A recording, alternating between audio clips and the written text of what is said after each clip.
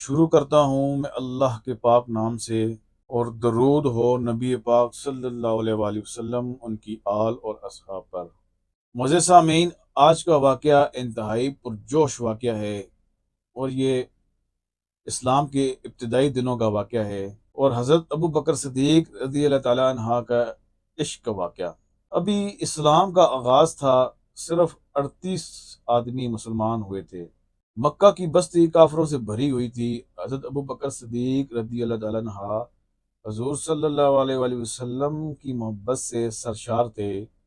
حضور صلی اللہ علیہ وآلہ وسلم سے التجا کی کہ مجھے اجازت دیجیے کہ میں لوگوں کو اعلانیہ آپ کی رسالت کی اطلاع دوں اور آپ سے فیضیاب ہونے کی دعوت دوں۔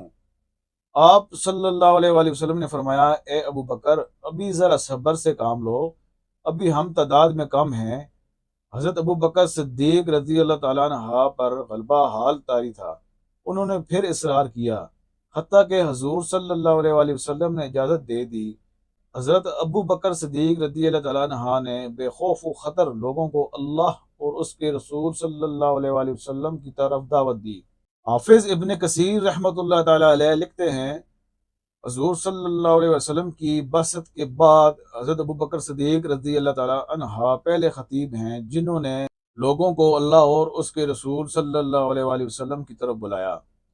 مشرکین مکہ آپ رضی اللہ تعالیٰ عنہ پر ٹوٹ پڑے، آپ کو سخت پیٹا اور روندا۔ عتبہ بن ربیعہ نے آپ کے چہرے پر بے تحاشا تھپڑ مارے۔ آپ کا قبیلہ بنو تمیم سے تھے۔ آپ کے قبیلے کے لوگوں کو خبر ہوئی تو وہ دوڑے ہوئے آئے، مشرکین سے انہیں چھڑا کر ان کے گھر چھوڑ آئے۔ حضرت ابو بکر صدیق رضی اللہ تعالیٰ عنہ بے ہوش تھے، اور لوگوں کا خیال تھا کہ وہ جان بر نہ ہو سکیں گے۔ وہ دن بھر بے ہوش رہے۔ جب شام ہوئی تو آپ کو ہوش آیا۔ آپ کے والد ابو قحافہ اور آپ کے قبیلے کے لوگ آپ کے پاس کھڑے تھے۔ ہوش آتے ہی پہلی بات انہوں نے یہ کہی کہ رسول اللہ صلی اللہ علیہ وسلم کہاں ہیں اور کس حال میں ہیں۔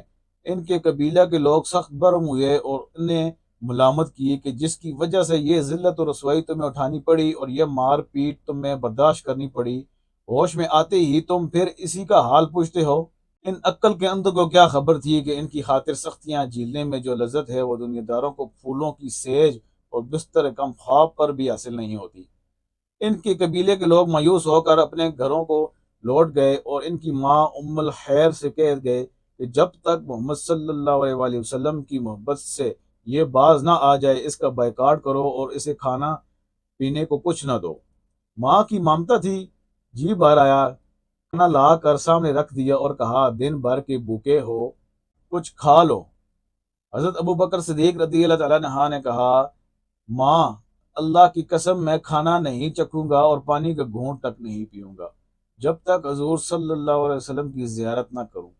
حضرت عمر رضی اللہ تعالیٰ عنہ کی بہن ام جمیل آ گئیں اور بتایا کہ حضور صلی اللہ علیہ وآلہ وسلم بخیریت ہیں اور دار ارقم میں تشریف فرما ہیں۔